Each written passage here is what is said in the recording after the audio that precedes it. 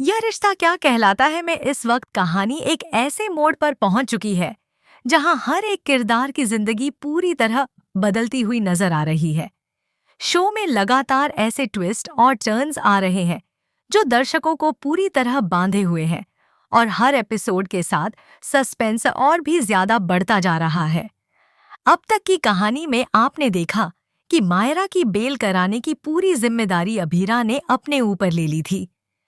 दिया वह हर संभव कोशिश कर रही थी कि किसी भी तरह मायरा को जेल से बाहर निकाला जा सके, लेकिन अपने पहले ही प्रयास में अभीरा को बड़ी नाकामी का सामना करना पड़ा।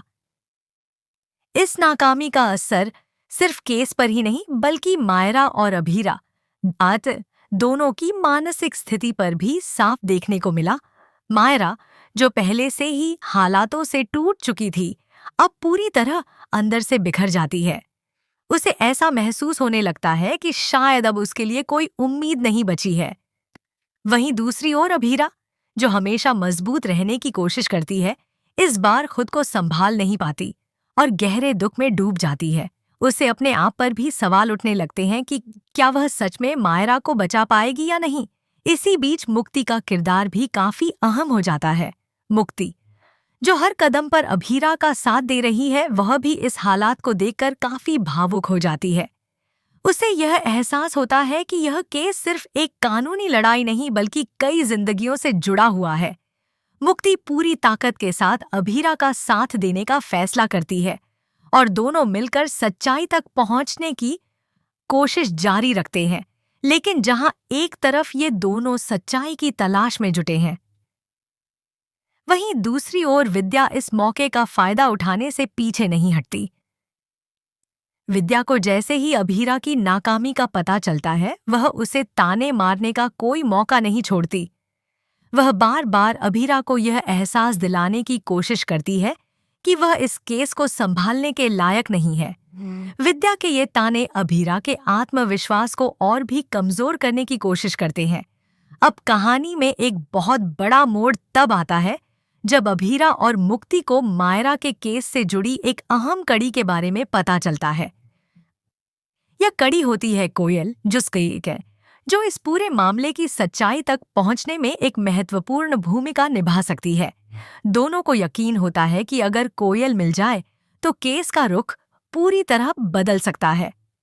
इसके बाद शुरू होती है कोयल को ढूंढने की जद्दोजहद। काफी मुश्किलों और चुनौतियों का सामना करने के बाद आखिरकार अभीरा और मुक्ति को कोयल का पता चल जाता है।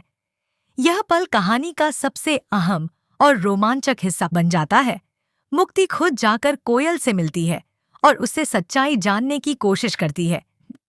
कोयल के सामने आते ही कई ऐसे राज खुलने लगते हैं जो अब तक छिपे हुए थे। कोयल मायरा के केस से जुड़ी कई अहम जानकारियां मुक्ति को देती है और साथ ही ऐसे सबूत भी देती है जो मायरा को बेगुनाह साबित कर सकते हैं। यह सबूत मिलना अभीरा और मुक्ति के लिए किसी बड़ी जीत से कम नहीं होता। अब सवाल यह उठता है कि क्या ये सबूत सच में इतने मजबूत हैं कि कोर्ट में मायरा को राहत मिल सके? क्या अभीरा इन सबूतों का सही तरीके से इस्तेमाल कर पाएगी? क्योंकि केस जितना सीधा दिख रहा है उतना है नहीं। हर कदम पर नई चुनौतियां सामने आ रही हैं। वहीं दूसरी तरफ मिस्टर मित्तल का गुस्सा और उनका बदले का जज्बा भी लगातार बढ़ता जा रहा है।